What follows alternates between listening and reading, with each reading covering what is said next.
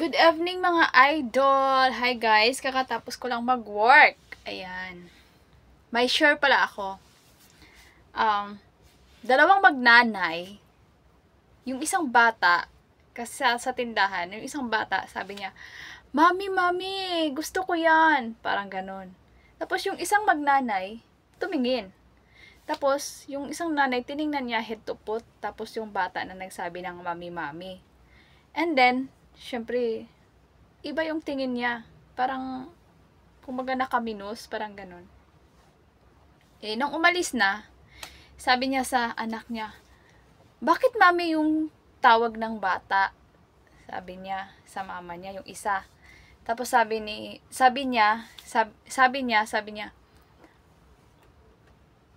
huwag kang magmami-mami sa akin kasi wala tayong pera. Ay, so sad. Ito lang yung makomento ko. Bakit? Yung may karapatan lang ba magmami yung may pera? Di naman siguro. Kasi yung yung tawag dyan, yung iba nga, yung mayayaman nga, nanay at tatay yung pinatatawag sa mga bata nila, sa kanila, di ba? Kasi yan naman talaga yung uso ngayon. Huwag natin maliitin yung nagsasabi na mami-mami kahit walang pera, mami. Bakit? Wala bang karapatan tumawag ng mami yung walang mga pera? Di naman. Huwag naman ganun. Actually, hindi naman yan sa mahirap o mayaman. Pareha lang tayong tao. Diba?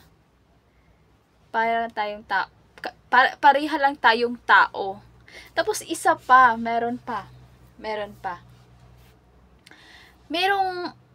Ito ayoko din. Kasi ako, syempre, nakapunta na ako ng ibang bansa. Yung una ko nakapunta ko ng Manila, di ba? Ang dami kong lugar na puntahan. Sa abroad naman, Australia, at saka dito sa Hong Kong. Pag ako kausap mo, pag Ilonggo ka, sasagutin kita ng Ilonggo. Pag Tagalog ka, tatagalogin kita. Pag Bisaya ka naman, Bisaya naman ako. Ganun ako. Kasi minsan Tagalog kasi yung unang salita namin dito pag dito kami sa abroad. Kasi hindi mo alam kasi may mga Ilocana, may mga, di ba, pa iba't ibang dialect. So, ako, una ko talaga, magtanong talaga ako, ano ka ba, Ilonggo ka ba? Anong lingwahe mo, taga saan ka? Ganon. Kasi pag sinabi mong Ilonggo ka, mag-iilonggo ako sa'yo. Ilongga kasi ako, half Bisaya, half Ilongga. Pag Tagalog ka naman, di ako mag-adjust, mag-Tagalog naman ako, ganun lang. Pero meron kasi talagang tao na, tawag dyan, Ilongga. Pero, Ilongga siya, nasa abroad, alam niya na Ilongga ka, pero Tagalog yung salita niya sa'yo. Then, may isang pilosopo. May isang pilosopo na, na, kung sa Ilongga pa, mahirap kasi Tagalogin, Ilongga na lang.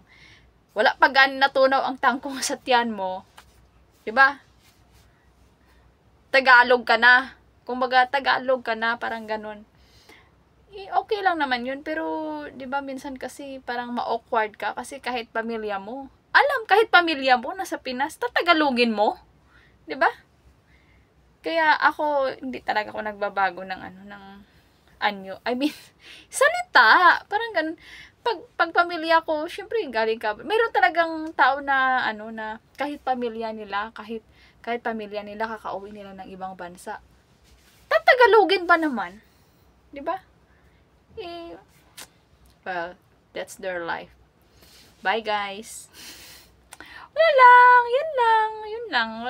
Wala akong kausap eh. Sorry. Pero, that's reality. Kaya kung pwede lang, wag yun naman Tagalogin yung pamilya nyo. Porket galing kayo abroad, di ba? Baka Englishin nyo pa, baka pagsalitain nyo pa ng lingwahe ng amo nyo. Not all, but more on. Bye!